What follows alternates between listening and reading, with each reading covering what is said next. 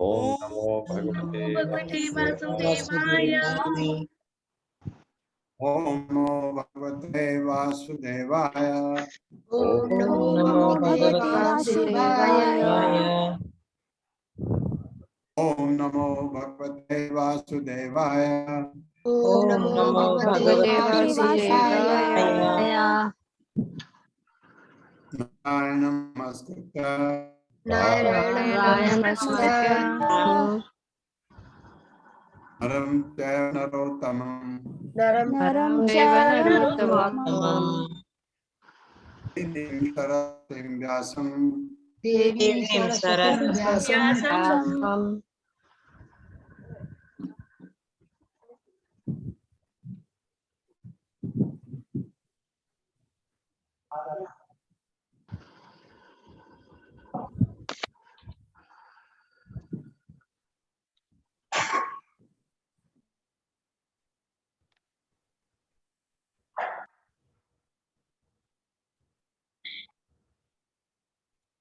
प्रभु जी आपको होस्ट बना दिया है। कौन बना रहा है? प्रभु जी मैंने किया है, आपका निकल गया था आप ये। होस्ट में? जी जी प्रभु जी मैं हाँ होस्ट हूँ। हाँ हाँ, ठीक है। देवीं सरस्वतीं व्यासं देवीं सरस्वतीं व्यासं ततो जयमुदीरये। ततो जयमुदीरये। नष्टायेषु अभद्रेषु अष्टादशेषु नित्यं भागवत सेवया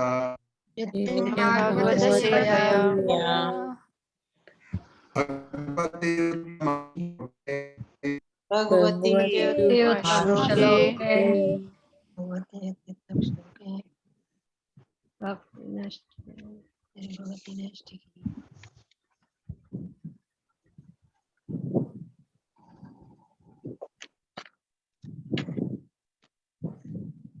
श्लोक नहीं दिख रहा है। प्रभु जी का नेटवर्क इशू है थोड़ा।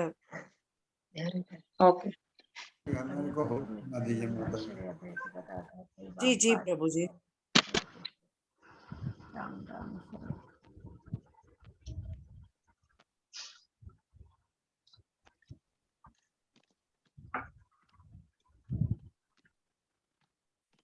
जी प्रभु जी हो गया।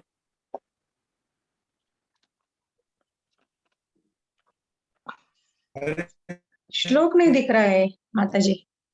माता जी स्क्रीन शेयर कर रहे हैं प्रभु जी, नेटवर्क इशू है प्रभु जी का। स्क्रीन दिखेगा आपको तो टाइम लगेगा, ये स्लो नेटवर्क काफी स्लो है। ये दो चीज है माता जी, आपको जो बताना चाह रहा हूँ, यहाँ परसों से पावर नहीं है। परसों रात को यहाँ बहुत जबरदस्त तूफान आया था, तो बिजली के पोल जो है उखड़ गए हैं। तो मैं ये कहीं से ये लॉक और मेरे को चार्ज करके लाया। कल शाम मैंने क्लास नहीं ली शाम वाली, ताकि मैं सुबह की क्लास ले सकूं। आपकी एक क्लास छूट गई थी मेरे से, उसको कंपनसेट करने के लिए। अगर आज पावर नहीं,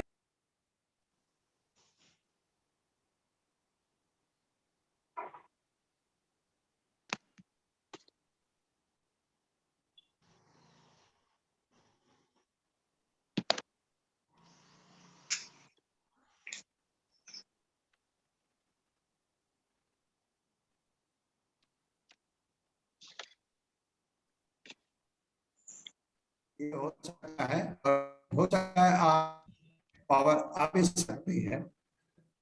यस्मिन् हरिर् भगवान इज्यमाना इज्य आत्मूर्तिर्यनोति कामान अमोघान सृजंगमानाम अंतर्बहिर्वायुरिव स आत्मा। स्क्रीन दिख रहा है आप लोगों को? जी प्रभु जी। प्रभु जी। यस्मिन् हरिर्भगवान् इज्यमाना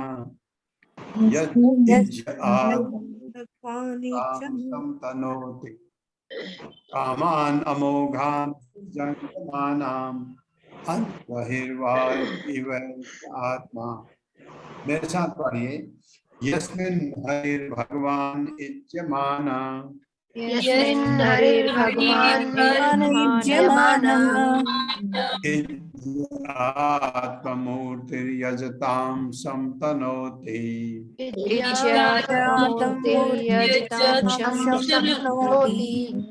कामान अमोघान सृजंगमानाम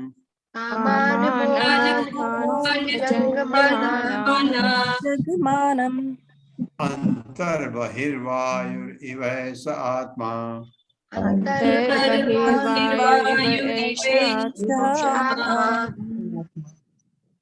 पदार्थ है यस्मिन, जैसे यज्ञोत्सव में हरि ही परमेश्वर भगवान इज्यमाना पूजित होकर, इज्य आत्मा समस्त पूज्य देवों के आत्मा मूर्ति रूप में यजताम पूजा करने वाले शम कल्याण तनोति फैलाता है, कामान इच्छाएं, अमोघान अचूक, सिर जंगमाना समस्त चरों तथा अचरों का, अंतः भीतर बहिर बाहर वायु इव सदृश ऐसा सबों का आत्मा आत्मा।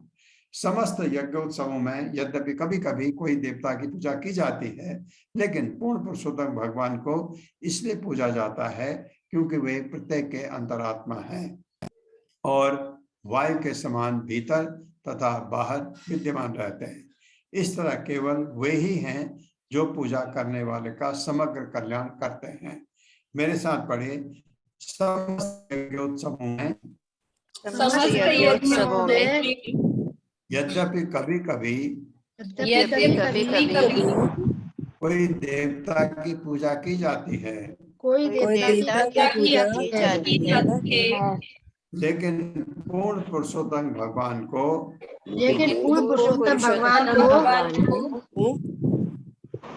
इसलिए पूजा जाता है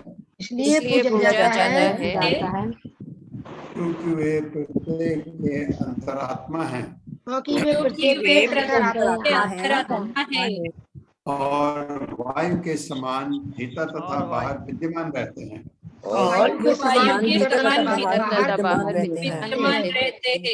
केवल वे ही हैं इस तरह केवल वे ही हैं करने वाले का समग्र कल्याण करते हैं। जो पूजा करने वाले का कल्याण करते हैं। हरे कृष्ण। तात्पर्य माता जी। हरे कृष्ण। शील प्रभुपाद की जय। शील प्रभुपाद द्वारा तात्पर्य। कभी कभी देखा जाता है कि इंद्र तथा चंद्र जैसे देवताओं की भी पूजा की जाती है और उन्हें यज्ञ फल प्रदान किए जाते हैं। फिर भी ऐसे समस्त यज्ञों का फल पूजा करने वालों के परमेश्वर द्वारा ही प्रदान किया जाता है और केवल भगवान ही पूजा करने वालों का ऐसा कल्याण कर सकते हैं। यद्यपि देवताओं की पूजा की जाती है, किंतु वे भगवान की अनुमति के बिना कुछ भी नहीं कर सकते, क्योंकि भगवान चर तथा अचर सबों के परमात्मा है। भगवत गीता 9.23 में भगवान ने स्वयं इसकी पुष्टि इस प्रकार की है। ये पयन्नय देवता भक्ता यजन्ति श्रद्धयान्विता ते अपि मामेव कौन्तेय यजन्त्य विधि पूर्वकम।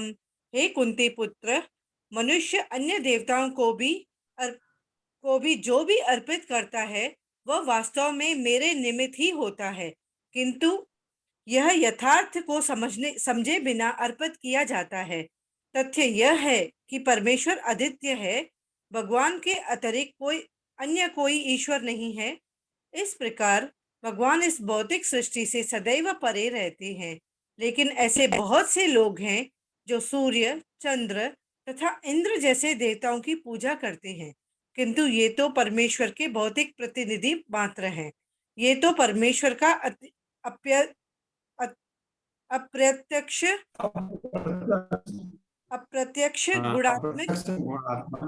गुणात्मक प्रतिनिधित्व करते हैं, किंतु एक विद्वान या भक्त जानता है कि कौन क्या है।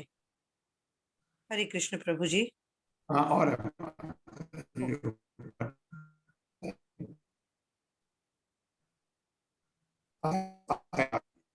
नहीं प्रभु जी। माता जी आएगा ये श्लोक है।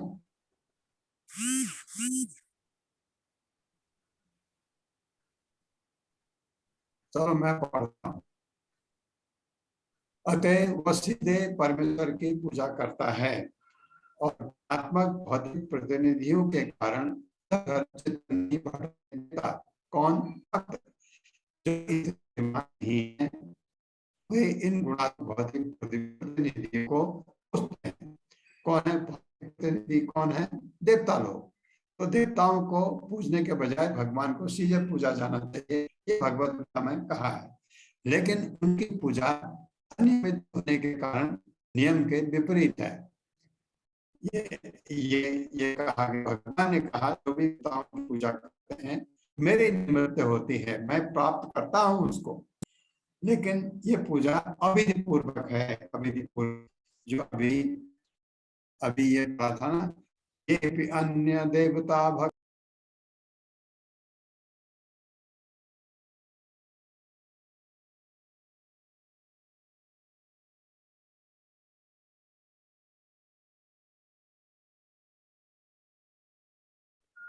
हरे कृष्ण प्रभु जी, आपकी आवाज सुनाई नहीं दे रही है। हाँ,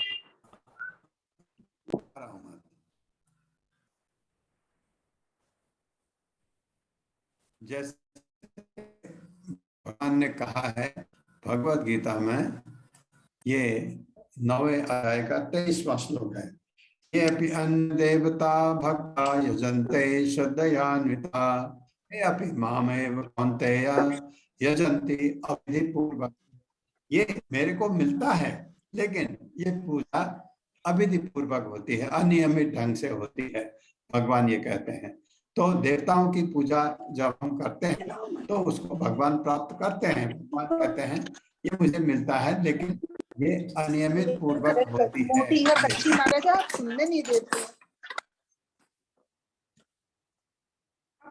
35वां श्लोक है। रश्मि माता जी, आपका म्यूट नहीं हो रहा है। सूत उवाच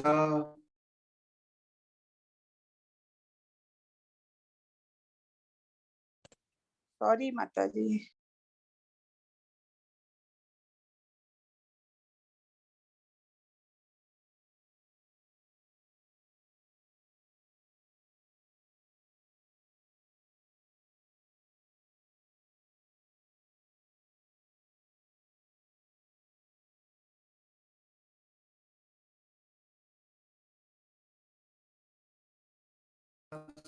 प्रभु। हरे कृष्णा प्रभु जी, मैंने शेयर कर दिया। हाँ, बहुत अच्छा किया प्रभु। परीक्षित आदिष्ट सकलिर्जात भयपतु तम उद्यत असिम आदेहम दंडपाणिमोदतम। सूत उवाच परीक्षित आदिष्ट सकलिर्जात भयपतु तम उद्यत असिम आदेहम दंडपाणिम इवोततम। मेरे साथ पढ़िए। सूता उवाच सूतः उवाच उवाच परीक्षितैवम् आदिष्टः परीक्षेवम् आदिष्टः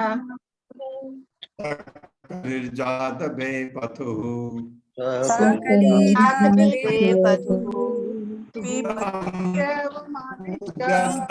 आदेहम एदम् दंडपाणिम इवोदतम्। दंडपाणिम् इवोदतम्।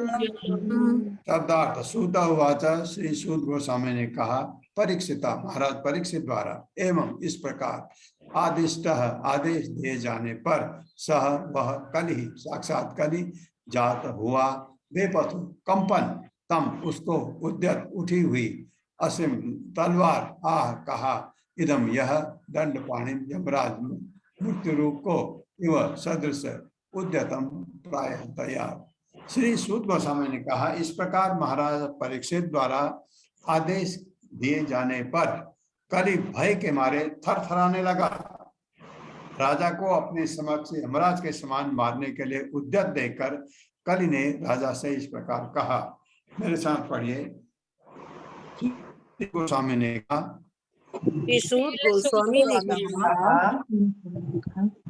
इस प्रकार महाराज परीक्षित द्वारा इस प्रकार महाराज द्वारा आदेश दिए जाने पर आदेश दिए जाने पर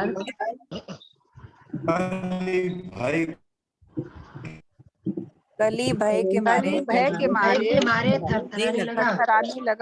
थरथराने लगा।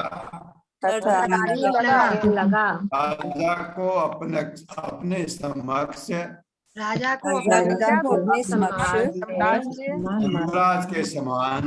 यमराज के समान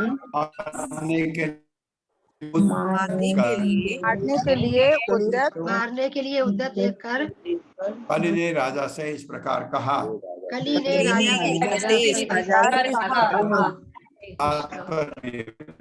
रीता कठुरिया माता जी। हाँ माता जी। पढ़िए माता जी। जी एक मिनट पढ़ रही हूँ मैं जरा। राजा तात्पर्य श्रीला प्रभुपाद जी के द्वारा। श्रीला प्रभुपाद जी की जय। राजा कली को तुरंत मारने के लिए तैयार थे यदि वह उनकी आज्ञा का पालन ना करता, अन्यथा राजा को उसके जीवन दान में कोई आपत्ति ना थी। कली ने भी विभिन्न प्रकार से दंड से बचने का उपाय लगाकर अंत में निश्चय किया कि अब वह राजा की शरण में जाए। तब वह जीवन के भय से कांपने लगा। राजा या शासक को इतना प्रबल होना चाहिए कि वह कली जैसे व्यक्ति के समक्ष काल पुरुष यमराज की भांति खड़ा रह सके। राजा के आदेश का पालन होना चाहिए, अन्यथा अपराधी का जीवन संकट में रहता है। इसी विधि से राज्य के नागरिकों के सामान्य जीवन में उत्पात करने वाले कली पुरुषों के ऊपर शासन जमाया जाता है। हरे कृष्णा प्रभु जी, धन्यवाद। ऐसे इस तरह वो इस तरह जो कलि पुरुष हैं या जो कलयुग के जो उपद्रवी हैं उनको ठीक करने का यही तरीका है कि राजा तलवार लेके खड़ा हो, थरथराने लगे कि फिर वो क्या कहता है आप सुनिए। कलि वाचा दूसरा श्लोक, अगला श्लोक। हाँ प्रभु ऊपर करिए।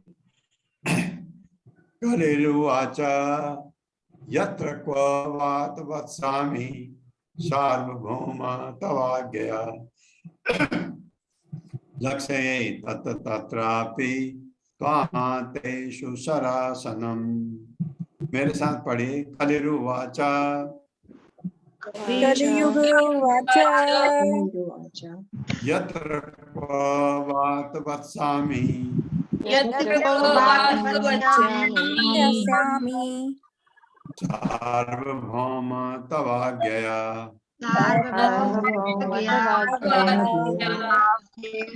लक्ष्ये तत्र तत्रापि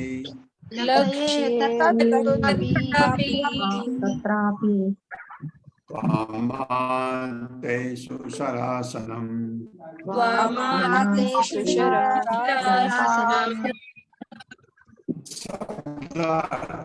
कलि वाचा, कलि ने कहा यत्र जहाँ कहीं, क्व तथा कहीं भी, वा अथवा फलस्वरूप, वत्सामि वास करूंगा, सार्वभौम हे पृथ्वी के स्वामी सम्राट, तब तुम्हारे आज्ञा आदेश से लक्ष्य देखता हूँ। तत्र तत्र तत्र वहाँ वहाँ अपि भी स्वाम आप आत्तलीय ईशु बाण शरासनम धनुष। हे राजा मैं आपकी आज्ञा से चाहे जहाँ भी कहीं भी रहूं और जहाँ जहाँ भी देखूं वहाँ केवल आपको ही धनुष लिए देखूंगा। मतलब ऐसा है मैं कोई ऐसा काम नहीं करूंगा जहाँ जहाँ भी मैं रहूंगा अगर धनुष बाण मुझे दिखेगा मतलब मैं गलती नहीं करूंगा। मतलब मेरे साथ पढ़िए। हे राजा मैं आपकी आज्ञा से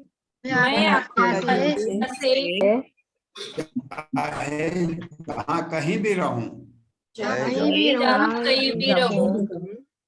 और जहाँ कहीं भी देखूं वहाँ केवल आपको ही आपको ही धनुष बाण लिए देखूंगा। धनुष बाण लिए देखूंगा। हरे कृष्ण। हरे कृष्ण। पूनम माता जी, पूनम चौहान माता जी। हरे कृष्ण माता जी। हरे कृष्ण प्रभु जी। तात्पर्य श्रील प्रभुपाद जी के द्वारा श्रील प्रभुपाद जी। कली देख रहा था कि महाराज परीक्षित सारे विश्व के सम्राट थे, अतः वह चाहे जहाँ कहीं भी रहेगा उसे राजा उसी मुद्रा में दिखेंगे। कली उपद्रव के निमित्त था और महाराज परीक्षित काल जैसे उपद्रवियों के दमन हेतु थे। अतएव कली के लिए तो यही श्रेष्ठ था कि राजा उसे अन्यत्र न मारकर वहीं मार डालते। अब तो वह राजा के समक्ष शरणागत के रूप में था और अब जो कुछ करना था वह राजा के हाथों में था। हरे कृष्ण। अब वो राजा के शरण में चला गया इसलिए वो बच गया। 37वां श्लोक है। तन्मे धर्मव्रताम श्रेष्ठ स्थानम निर्देशुम अर्हसि यत्र वत्स अतिष्ठं ते अनुशासनम। मेरे साथ पढ़िए। तन्मे धर्मव्रताम श्रेष्ठ धर्मव्रताम श्रेष्ठ स्थानं निर्देष्टुम अर्हसि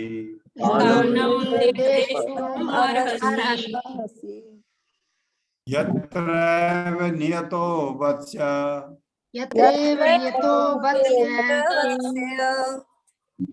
आतिष्ठं ते अनुशासनम्।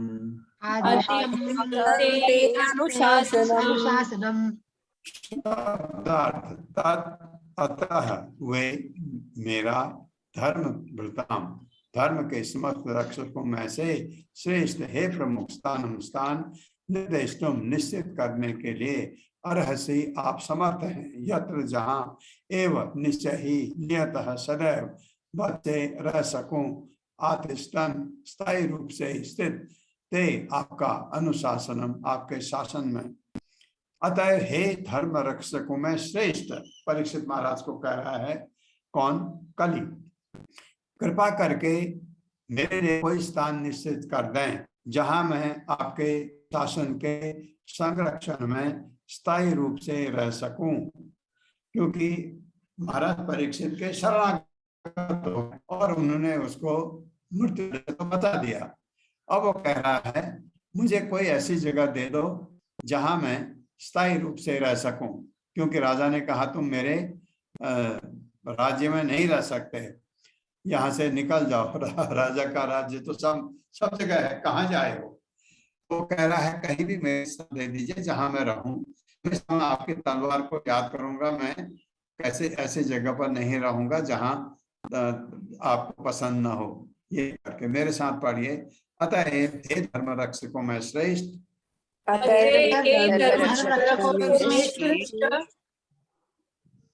कृपा करके मेरे लिए कोई स्थान निश्चित कर दें, कोई स्थान निश्चित कर दें जहाँ मैं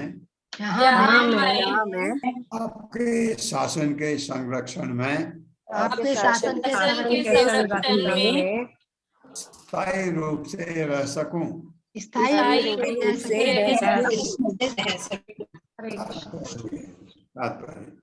हरे कृष्ण। अनीता खंडेलवाल माता जी। हरे कृष्णा प्रभु जी। प्रिय माता, तत्पर श्रील प्रभुपाद द्वारा श्रील प्रभुपाद की जय। कली ने महाराज परीक्षित को धर्म रक्षकों में श्रेष्ठ कहकर संबोधित किया, क्योंकि राजा उस व्यक्ति को मारने से रुक गए जिसने उनकी शरण ग्रहण कर ली थी। किसी शरणागत जीव को समस्त सुरक्षा प्रदान की जानी चाहिए, भले ही वह शत्रु क्यों न हो। यही धर्म का नियम है। अतएव हम कल्पना कर सकते हैं कि श्री भगवान अपने उन शरणागत व्यक्ति को किसी प्रकार का संरक्षण प्रदान करते होंगे जो उनकी शरण में शत्रु रूप में नहीं बल्कि सेवक के रूप में आता हो। श्री भगवान समस्त पापों तथा पाप कर्मों के फलों से शरणागत की रक्षा करते हैं। श्रीमद् भगवद गीता 18.66। हाँ, क्या है? सर्वधर्मान परित्यज माम एकम शरणम व्रज अहम त्वाम सर्व पापेभ्यो मोक्षयिष्यामि मा शुचा। मेरे शरण में आओ, शरणागत हो जाओ, चिंता मत करो, मैं तुम्हारे सारे पाप कर्मों को दूर कर दूंगा, डरो मत। भगवान ये कहते हैं। तो वो शरणागत हो गया, तो इसलिए अब क्या करते हैं? सूत वाचा 38वां श्लोक। अभ्यर्थितस्तदा तस्मै स्थानानि कलये ददौ द्यूतं पानं स्त्रियः सूना यत्र अधर्म चतुर्विधः। भगवान कह रहे तुम यहाँ रह सकते हो। कहाँ? सूता वाचा अभ्यर्थितः तदा तस्मै स्थानानि कलये ददौ द्यूतं पानं स्त्रियः सूना यत्र अधर्म चतुर्विधः। जहाँ 4 अधर्म हैं यहाँ तुम रह सकते हो। मेरे साथ पढ़िए। सूता वाचा अभ्यर्थितस्तदा तस्मै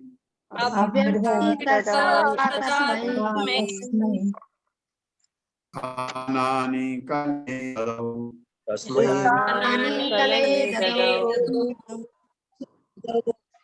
द्यूतं पानं स्त्रियः सूना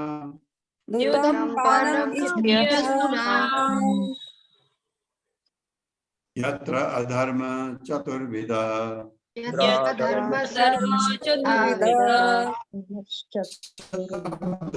सूत वाचा, सूत गोस्वामी ने कहा अभ्यर्थितः, इस प्रकार से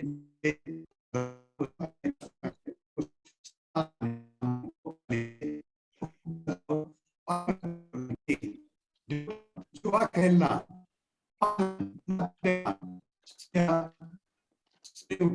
संबंध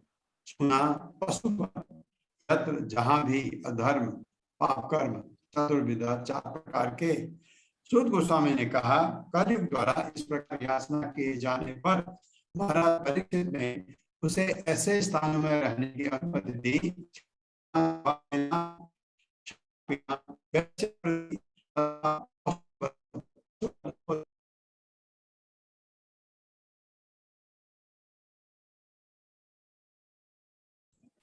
हरे कृष्णा प्रभु जी, आपकी आवाज नहीं आ रही है।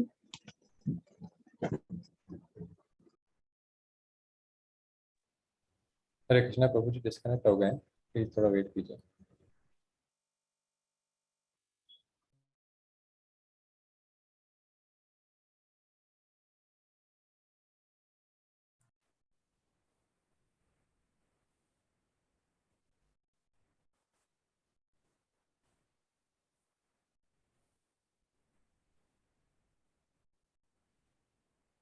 ये पढ़ लिया ना मैंने आपके साथ।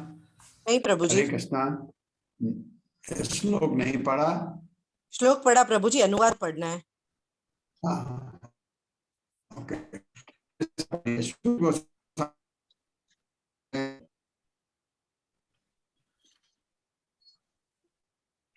सूत गोस्वामी ने कहा कलयुग द्वारा कलयुग द्वारा इस प्रकार याचना किए जाने पर इस प्रकार जाने पर महाराज परीक्षित ने उसे महाराज परीक्षित ने ऐसे स्थानों में रहने की अनुमति दे दी स्थानों में रहने की अनुमति दे दी। जहाँ जुआ खेलना, शराब पीना, वैश्यावृत्ति तथा पशुवध होते हों। हाँ, ये 4 जगह, इसलिए आपने देखा भक्ति में ये 4 चीजें हमको त्यागनी होती हैं, ये जरूरी है। अगर ये किया तो हम कल के हाथ में है, भगवान के पास नहीं। तात्पर्य। हरे कृष्ण। सुमन कुलहर माता जी।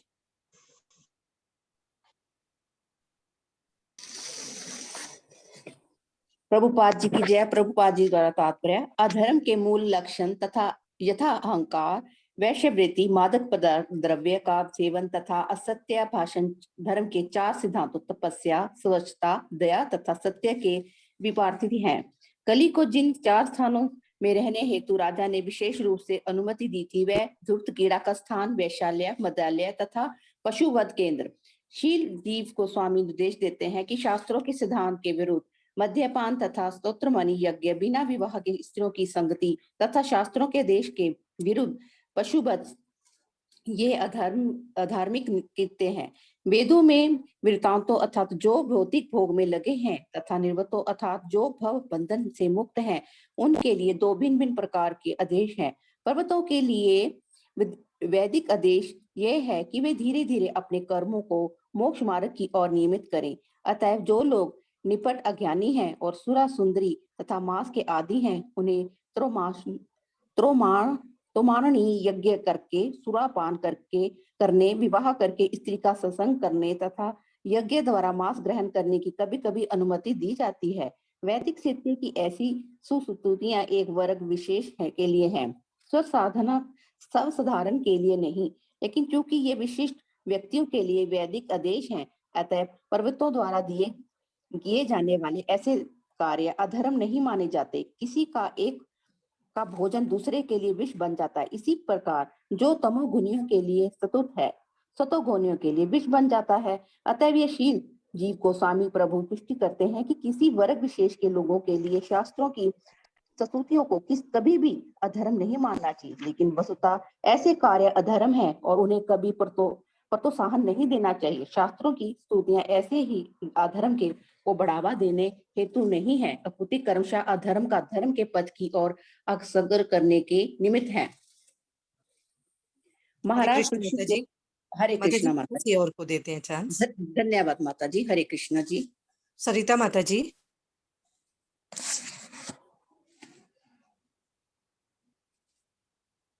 हरे कृष्ण। सरिता तानपुरी माता जी। हाँ माता जी, जरा स्क्रीन थोड़ा ऊपर नीचे हो। कहाँ से पढ़ना है माता जी? परीक्षित महाराज परीक्षित। हाँ, महाराज परीक्षित के पद चिन्हों का अनुसरण करते हुए राज्यों के समस्त कार्यकारी प्रमुखों का यह कर्तव्य है कि वे अपने राज्यों में धर्म के सिद्धांत, तप, स्वच्छता, दया तथा सत्य की स्थापना करें और सभी प्रकार के अधर्म को अहंकार, अवैध स्त्री संसर्ग या वेश्यावृत्ति, मादक द्रव्य सेवन तथा असत्य को रोके। और अच्छा तो यही होगा कि कली को द्यूत, सुरापान, वेश्यावृत्ति तथा पशुवध होने वाली स्थानों में भेज दिया जाए। यदि ऐसे स्थान विद्यमान हो, जो लोग इस अधार्मिक आदतों से ग्रस्त है, उन्हें शास्त्रों के आदेशों से सुपथ पर लाया जाए। किसी भी परिस्थिति में उन्हें किसी भी राज्य सत्ता में से प्रोत्साहन नहीं मिलना चाहिए। दूसरे शब्द में राज्य सत्ता को द्यूत क्रीड़ा, सुरापान, वेश्यावृत्ति तथा असत्य को पूर्णपणे बंद कर देना चाहिए। जो राज्य बहुमत द्वारा भ्रष्टाचार का उन्मूलन करना चाहता है, उसे निम्नलिखित विधि से धर्म का प्रवर्तन करना चाहिए। एक मास में यदि अधिक नहीं तो कम से कम 2 दिन अनिवार्य उपवास, तपस्या। आर्थिक दृष्टि से भी ऐसे 2 दिन के उपवास से राज्य में लाखों टन खाद्यान्न की बचत होगी और इससे नागरिकों के स्वास्थ्य पर अच्छा प्रभाव पड़ेगा।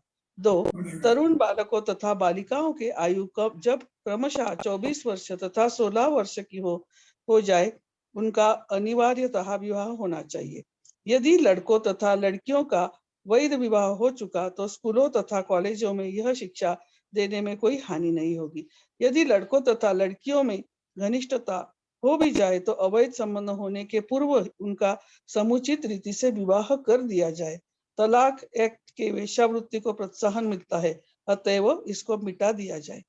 3. राज्य के नागरिक राज्य में समाज में आध्यात्मिक वातावरण उत्पन्न करने के लिए अपनी अपनी आय के 50% तक दान में दे।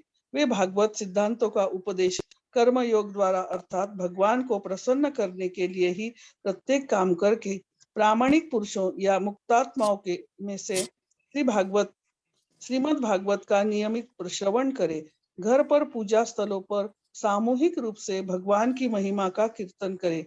श्री भागवतम के उपदेश में लगे भागवतों को सभी प्रकार से सेवा करके तथा 5. ईश्वर चेतना से पूरित वातावरण वाले स्थान में रहकर यदि राज्य के उपयुक्त विधि से संचालित हो तो सहज ही सर्वत्र ईश्वर चेतना होगी। हरे कृष्ण माता जी। हरे कृष्ण। धन्यवाद पढ़िए माता जी, एक ही पैरा है, पढ़िए। सभी प्रकार का जुआ, द्यूत, यहाँ पर सट्टेबाजी भी पतन की ओर ले जाने वाले हैं और जब राज्य में जुआ खेलने को प्रोत्साहन मिलता है तो सत्य की सर्वथा लोप हो जाता है। उपयुक्त आयु से अधिक काल तक तरुणियों को अविवाहित रहने की अनुमति तथा सभी तरह के कसाई घरों में लाइसेंस का विधि निषेध होना चाहिए। मांसाहारियों को शास्त्रानुमोदित विधि से मांस ग्रहण करना चाहिए, अन्यथा नहीं। सभी प्रकार का नशा, यहाँ तक सिगरेट पीना, तंबाकू चबाना तथा चाय पीना भी निषिद्ध होना चाहिए। हरे कृष्ण माता जी। हरे कृष्ण प्रभु जी। धन्यवाद। हरे कृष्ण। प्रभु थोड़ा ऊपर करिए तो इसको। ये 4 प्रकार के प्रभुपाद ने इनको जो क्या क्या करना चाहिए ये बताया है। इसमें पहला आता है मांस में एक मास में यदि अधिक नहीं तो कम से कम 2 दिन अनिवार्य उपवास, तपस्या। ये तपस्या में आता है उपवास। तो 2 दिन कौन से हैं आपके? एकादशी। 1 महीने में 2 एकादशी आती हैं। कभी कभी जो महीना 31 का जाता है उसमें 3 भी आ जाती हैं, ऐसा होता है। तो नहीं तो महीने में औसतन 2 एकादशी आती हैं, उनका उपवास करना चाहिए। उपवास करने से शरीर कमजोर नहीं होता है, शरीर ज्यादा मजबूत बनता है, क्योंकि शरीर में ये लोगों ने साइंटिफिकली भी प्रूव कर दिया। अगर आप उपवास करते हैं, फास्ट करते हैं, तो आपके शरीर और अच्छा हो जाता है। ये प्रूव करके लोगों ने दिया है। ये बहुत जरूरी है उपवास होना। तो कम से कम महीने में 2 उपवास आपके कौन से होते हैं? 2 एकादशी आती है। फिर कभी कभी आपको रामनवमी आ जाती है, 1 बढ़ जाएगा।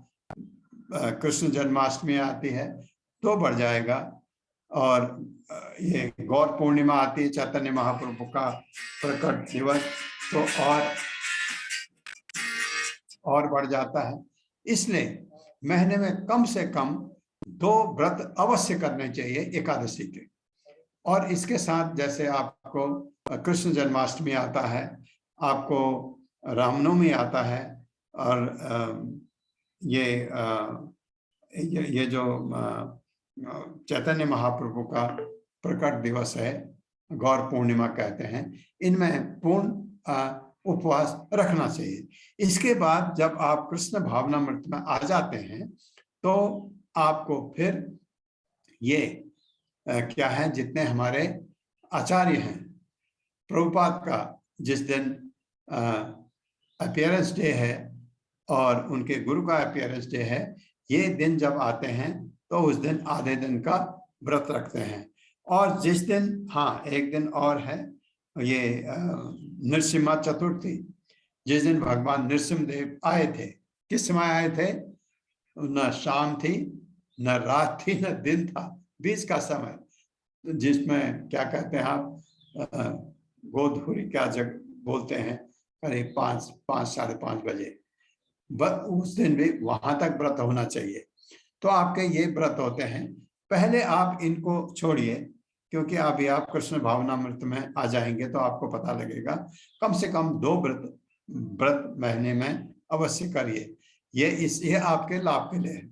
दूसरा है, प्रभुपाद ने जो सजेशन दिया, तरुण बालकों तथा बालिकाओं को की आयु जब क्रमशः 24 वर्ष लड़के की, 16 वर्ष लड़की की हो जाए, इससे ऊपर हो जाए, उनकी शादी कर देनी चाहिए।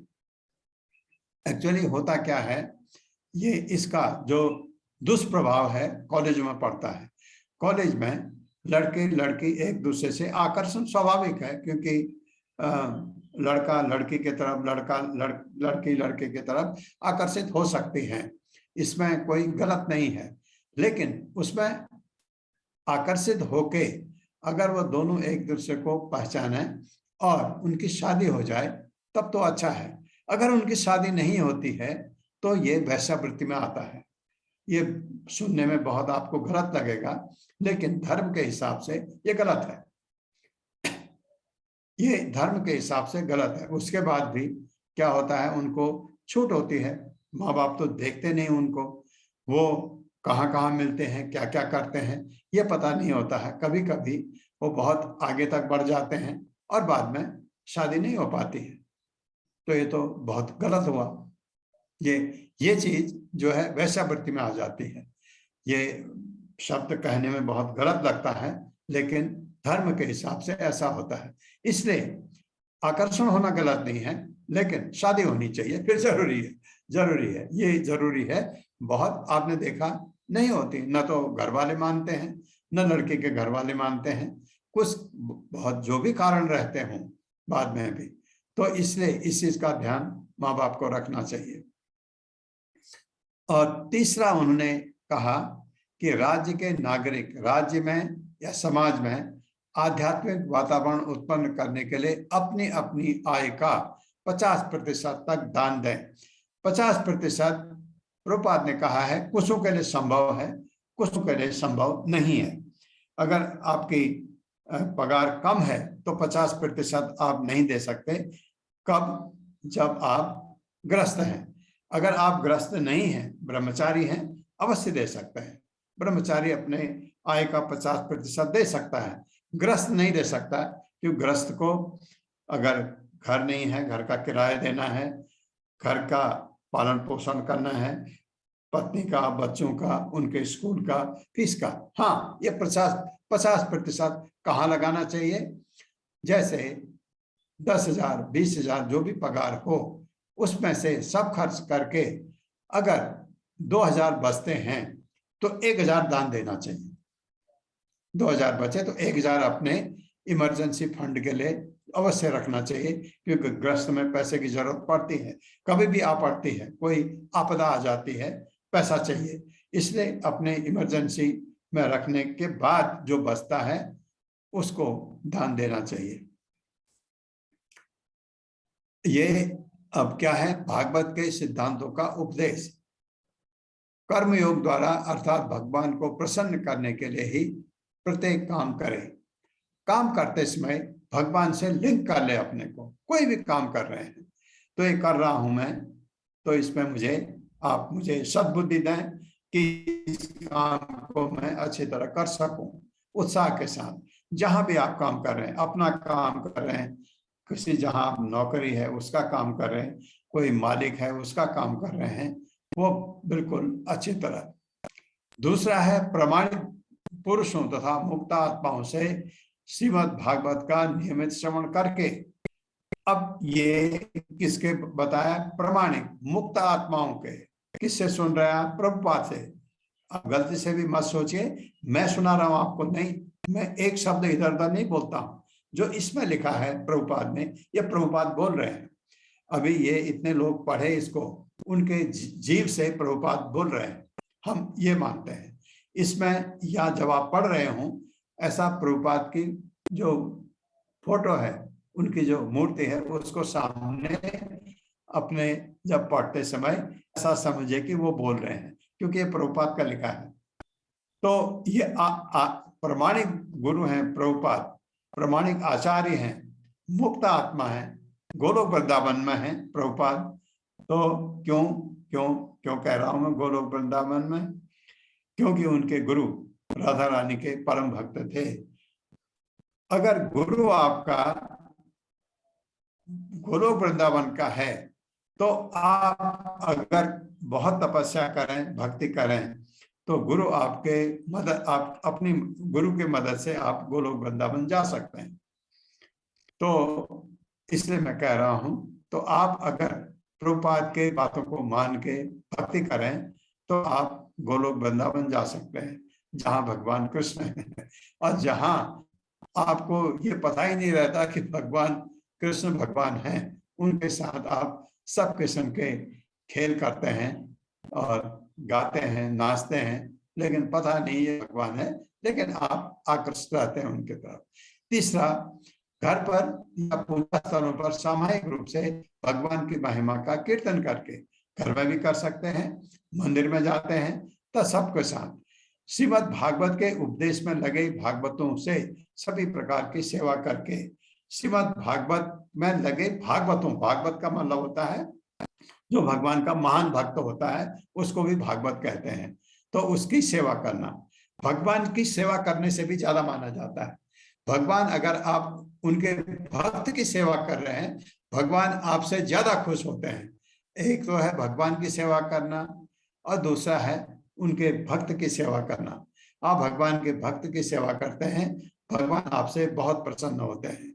पांचवा है ईश्वर चेतना से पूरित वातावरण वाले स्थान में रहकर। ऐसे स्थान में रहिए जहां ईश्वर चेतना हो। कहाँ होती है ये? जहां भगवान, जहां होता है। अब आप ये जो महाभागवत, जो भागवत कहा गया, भगवान का भक्त, आपको जहां भी जाता है, आपके घर में आता है, आपका घर भी वैसा ही हो जाता है। चेतना, ईश्वर चेतना से पूरित, मतलब तीर्थ स्थान हो जाता है आपका घर। तो ऐसे जगहों पर रहना चाहिए। आप वृंदावन में रहिए, मथुरा में रहिए, हरिद्वार में रहिए, आप द्वारका में रहिए, ऐसे स्थानों पर हम नहीं रह सकते हमेशा, क्योंकि हमारे तो काम कहीं है, रहना कहीं है, परिवार कहीं है, लेकिन वहां अवश्य जाना चाहिए। आप वृंदावन गए, 2 दिन रहे, उस पर आप पर असर पड़ता है उसका। सभी प्रकार का जुआ, जूद, यहाँ तक कि सट्टेबाजी भी पतन की ओर ले जाने वाला है। कोई सट्टेबाजी, किसी जुए में आप इन्वॉल्व मत होइए। ये प्रभुपाद ये कहते हैं। राज्य में जुआ खेलने को प्रोत्साहन मिलता है जब, तो सत्य का सर्वथा लोप हो जाता है। सत्य गायब, जहां जुआ होगा वहां सत्य नहीं हो सकता है। अधिक काल तक तरुण तथा तरुणी को अविवाहित रखने की अनुमति तथा सभी तरह के कसाई घरों को लाइसेंस का निषेध होना चाहिए। मांसाहारी को, अब इसमें बहुत सारे लोग शादी नहीं करते लेकिन धर्मी नहीं होते हैं। आपने देखा होगा कुछ लोग शादी की तरफ नहीं जाते हैं। मैं ग्रस्त की, मैं इसकी बात, भौतिक जगत की बात कर रहा हूँ। जो भगवान के भक्त हैं उनकी बात अलग है, वो भगवान की सेवा में लगे हैं, और उनमें से कुछ लोग शादी नहीं करते हैं, वो अलग बात है। नहीं करते हैं, उनको नहीं पसंद है, लेकिन भगवान की भक्ति में रुचि रखते हैं, उनके लिए नहीं हो ये बात हो रही है। जो शादी करना चाहते हैं, लड़की या लड़के, उनको लंबे समय तक नहीं शादी अविवाहित नहीं रहना चाहिए, ये प्रभुपाद कह रहे हैं। शास्त्रों के हिसाब से ये है कि लड़की की शादी होनी चाहिए। क्यों? क्योंकि लड़की को सुरक्षा चाहिए, औरतों को सुरक्षा की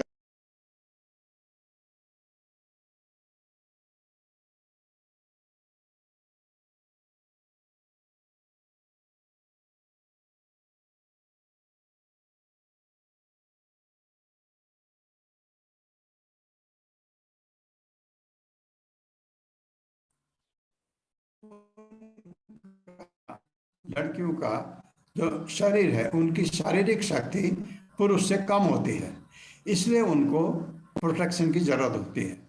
तो इसलिए शास्त्रों के अनुसार लड़की का प्रोटेक्शन पहले, संरक्षण पहले पिता करता है, शादी के बाद पति करता है, वृद्धावस्था में बेटा करता है। संरक्षण चाहिए होता है स्त्री को, ये शास्त्रों के अनुसार कहा जाता है। और नशे में क्या कहा है? सभी प्रकार का नशा, यहाँ तक कि सिगरेट पीना, तंबाकू खाना, चबाना, चाय पीना, कॉफी पीना, ये भी निषेध है, क्योंकि इनमें सब में नशा होता है। ये प्रभुपाद कह रहे हैं। ओम अज्ञान तिमिरांधस्य ज्ञानांजन शलाकया चक्षुरुन्मिलितं तस्मै श्री गुरुवे नमः। नमो विष्णुपादाय कृष्ण पृष्ठाय भूतले श्रीमते भक्ति वेदांत स्वामिनिति नामिने। नमस्ते सारस्वती देवे गौरवाणी प्रचारिणे निर्विशेष शून्यवादी पाश्चात्य। जय हो श्री कृष्ण चैतन्य प्रभु नित्यानंद श्री अद्वैत गदाधर शिवासादि गौर भक्त वृंद। हरे कृष्णा कृष्ण कृष्णा हरे हरे, हरे राम राम राम हरे हरे। संदीप प्रभु, आपका बहुत